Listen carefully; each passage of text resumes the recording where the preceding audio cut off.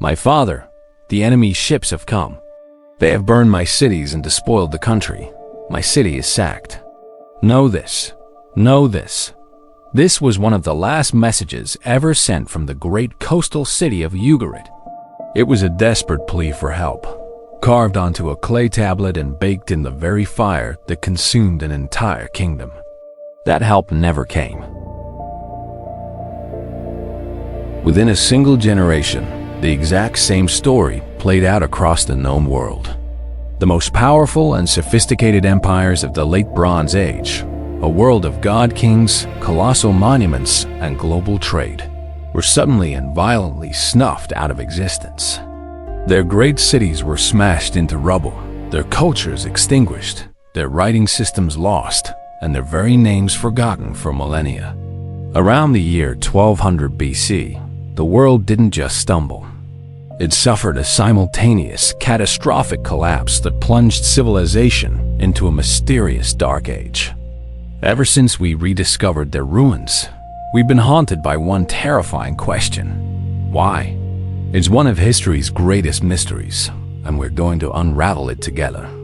If you love exploring ancient enigmas like this, make sure you subscribe and hit the notification bell so you don't miss our next investigation. Before the catastrophe, the Eastern Mediterranean was a deeply connected place. This was not an age of isolated kingdoms. This was a vibrant, bustling, and truly globalized society, held together by diplomacy, trade, and a shared obsession with one precious metal, bronze. For over 1,000 years, bronze had been the engine of civilization. It armed armies, equipped craftsmen, and decorated palaces. But bronze had a catch. It's an alloy made of copper and, crucially, tin. Copper was common enough, but tin was incredibly rare. To build an empire, you had to trade. And trade they did. From the shores of mainland Greece to the fertile Nile Delta, from the Anatolian highlands to the ports of the Levant, a complex web of sea lanes linked the great powers. This was the first great international age. At the top of the food chain was the new kingdom of Egypt. Led by pharaohs who saw themselves as living gods, Egypt was an ancient, wealthy, and profoundly powerful civilization. Its granaries were overflowing, and its army was master of the war chariot, with influence stretching all the way into modern-day Canaan and Syria.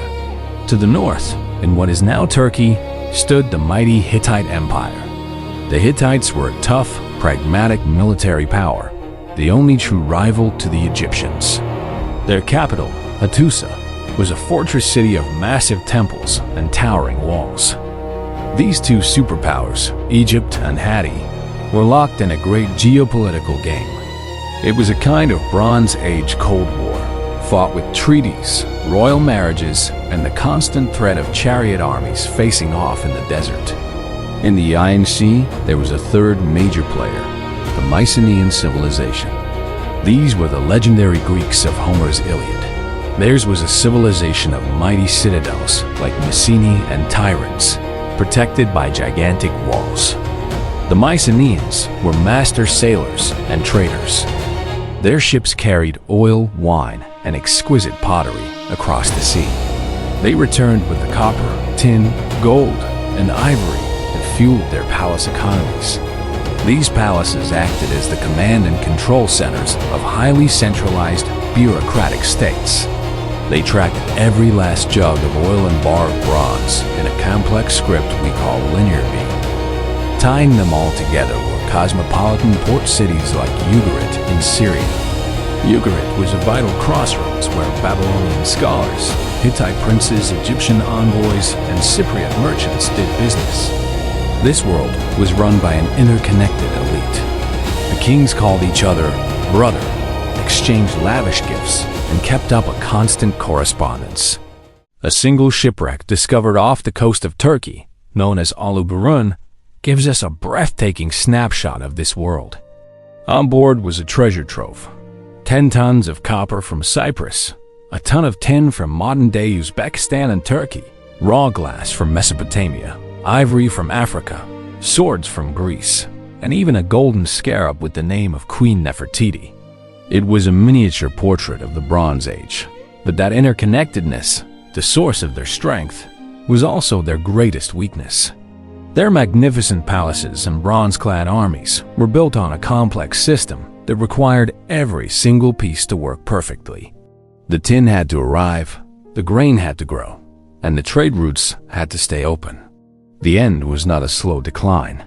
It was swift, violent, and absolute. In the space of about 50 years, from roughly 1200 to 1150 BC, civilizations across the eastern Mediterranean were extinguished.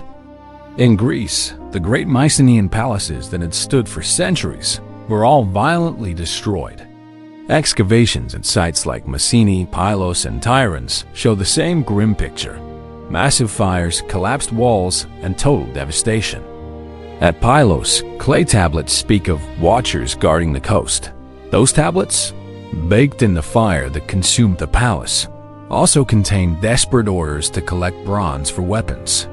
Then the records stop. The complex linear B script, used for hundreds of years, vanished forever. 90% of settlements in Greece were abandoned and the population plummeted. In Anatolia, the mighty Hittite Empire simply evaporated. The vast capital of Hattusa, once home to tens of thousands, was abandoned. It doesn't appear to have been burned in a great battle, but simply left as if its people saw the end coming and just walked away. One letter from a Hittite king begs for an emergency shipment of grain, calling it a matter of life or death.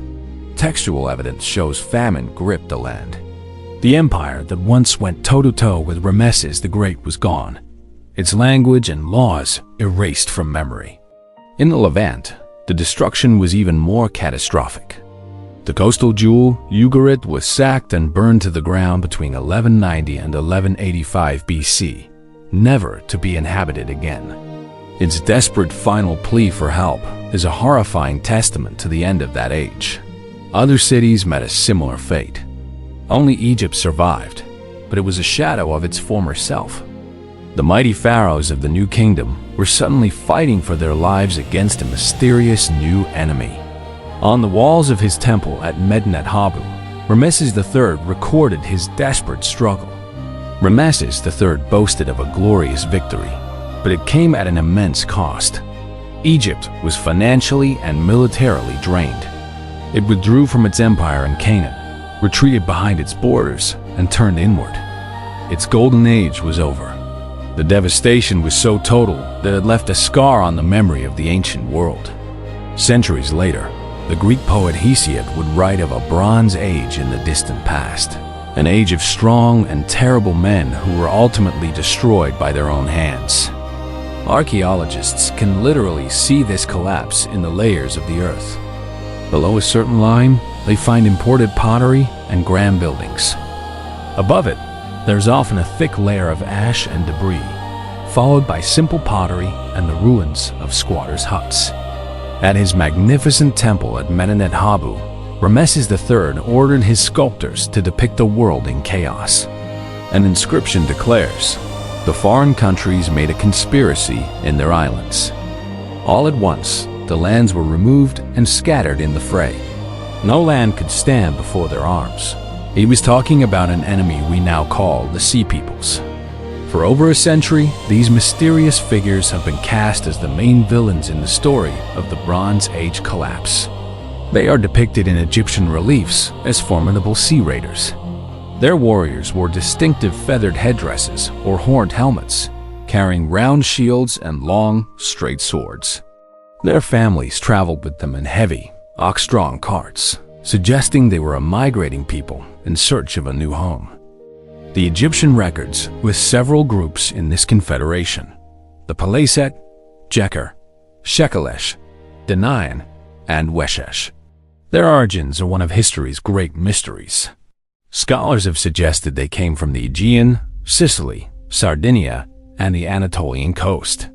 According to Ramesses, these raiders swept through the eastern Mediterranean like a plague. They are accused of having wiped out the Hittite Empire and the cities of the Levant. The tablets from Ugarit, describing enemy ships burning their city, seem to support this. After laying waste to Anatolia and Syria, they set their sights on the ultimate prize, the riches of Egypt. Around 1177 BC, Ramesses III confronted them in two massive battles, one on land and another in the mouths of the Nile Delta. The reliefs show pure chaos. Egyptian archers rained down arrows on the enemy ships, while Marines used grappling hooks to pull the boats in for brutal, close-quarters combat. Ramesses claims a total, glorious victory, boasting that the sea peoples who reached the Nile were netted, imprisoned, and slain. For decades, this was the accepted story. The sea peoples were a human tsunami, a barbarian horde that single-handedly brought down the great empires. It was a dramatic and simple explanation, but was it true? A growing number of scholars doubt this story. They point out that Ramesses' inscriptions are propaganda. Pharaohs never admitted weakness. Framing the conflict as a single, decisive victory against an overwhelming foe was a great way to look strong.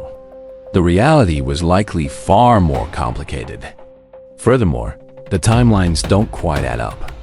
Egyptian records show they had been clashing with some of these sea peoples, like the Shurden and the Lukka, for 100 years before the main collapse. Some even served as mercenaries in the pharaoh's own army.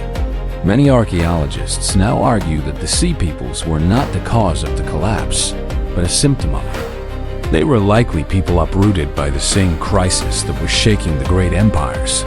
People displaced by famine, political chaos, or disaster. What could bring mighty empires to their knees? Drive people from their homes and turn farmers into pirates? For a long time, the answer was hidden in ancient tree rings, lakebed sediments, and deep inside caves. The culprit? Climate change. Recent scientific analysis of ancient climate data has painted a shocking picture. Around 1200 BC, the eastern Mediterranean was hit by a severe, prolonged period of drought that may have lasted for decades. Sea surface temperatures cooled, which meant less evaporation and less rain. Evidence for this mega-drought comes from everywhere. Pollen analysis from the seafloor and lakebeds shows a major decline in trees and plants that need a lot of water. Stalagmites in Israeli caves show chemical changes pointing to a sharp drop in rainfall. Most compellingly, a recent study of ancient juniper trees from central Anatolia provides a year-by-year climate record. By analyzing the width of the tree rings, scientists found a gradual shift to drier conditions and identified an extreme 3-year drought. For the Bronze Age world, this was an apocalypse. These were agrarian societies. Their wealth, power, and very survival all depended on the annual grain harvest. One bad year could be managed, but 2 or 3 years of total crop failure would be catastrophic. The centralized palace economies would have felt it first. The Hittite Empire, located in the semi-arid Anatolian highlands, was especially vulnerable. With no harvest, there were no taxes for the state, no food for the army, and no grain to support the thousands of scribes and priests in the capital. The Mycenaean kingdoms, also reliant on rain-fed agriculture, would have faced a similar crisis. Famine would have shattered the authority of the palaces, likely leading to internal revolts as starving farmers rose up against the elites who controlled the food. Even Egypt, built on the reliable flooding of the Nile, wasn't immune. One Hittite queen's letter to Ramesses II states plainly, "I have no grain in my lands." Egypt suffered its own grain shortages and spiraling prices, which led to the world's first recorded labor strike. This climate crisis provides a powerful underlying reason for the collapse. It explains why so many societies began to fail at the same time. It gives us a motive for the mass migration of people the Egyptians called the Sea Peoples. This catastrophic chain of events shows just how fragile even the most advanced societies can be. Imagine a line of dominoes. The first one is climate change, a mega-drought causing crop failure and famine. That knocks over the next domino. Migration and rebellion as desperate. Starving people either abandon their homes or rise up against their leaders. That in turn topples the next one. the total breakdown of international trade. This is the system's collapse theory. It argues that the Bronze Age didn't fall because of a single disaster, but because of a catastrophic chain reaction. The civilizations of this era were so specialized and interdependent that a crisis in one area could trigger a cascade of failures across the entire system. Think back to the Ugarit shipwreck. Its cargo came from at least 9 different cultures. The bronze that armed a Mycenaean warrior might have been made from copper mined in Cyprus and tin that traveled thousands of miles from Central Asia. This was the system's greatest strength and its fatal flaw. When drought and famine hit, the foundation of this system cracked. With starving populations, empires like the Hittites could no longer secure trade routes or produce goods to export. Raids from migrating sea peoples made the sea lanes dangerous, and merchant ships stopped sailing. This cut off the supply of critical materials. Suddenly, the tin from the east wasn't coming. The copper from Cyprus was gone. For a palace economy built entirely on the control of bronze, this was a death blow. You can't have a bronze-based army without bronze. This created a feedback loop of destruction. The collapse of trade made kingdoms poorer and less able to feed their people or defend themselves. This weakness invited more raids and internal revolts. Each failure compounded the next. It was a perfect storm of disasters. There were other pressures too. The region is an earthquake hotspot, and some archaeologists think a series of major quakes, sometimes called an earthquake storm, may have leveled cities right before the collapse, adding another stress to an already fragile situation. Any one of these things, sea peoples, climate change, earthquakes, disease, might have been manageable on its own. But when they all happened at once, they created a multiplier effect. Drought weakened the empires, which led to migration and raiding, which shattered the trade networks and caused economic collapse. So, what really caused the Bronze Age collapse? The truth is, there is no single culprit. The fall of this brilliant, interconnected world was the result of a complex, cascading system's failure. It was a perfect storm of crises. The raiders we call the Sea Peoples were not the cause, but a symptom of a world in chaos, refugees and marauders created by climate catastrophe. The very interconnectedness that had created so much wealth became the vector for collapse, allowing the failure of one part to cascade through them all.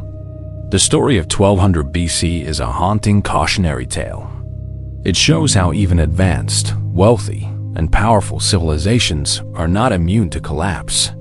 It shows how the combination of climate change, resource scarcity, and social instability can lead to the unraveling of an international system. The glittering world of the Bronze Age kings feels distant, buried under more than 3,000 years of history. But their story of a globalized society facing a convergence of crises that proved too much to handle feels uncomfortably and terrifyingly modern.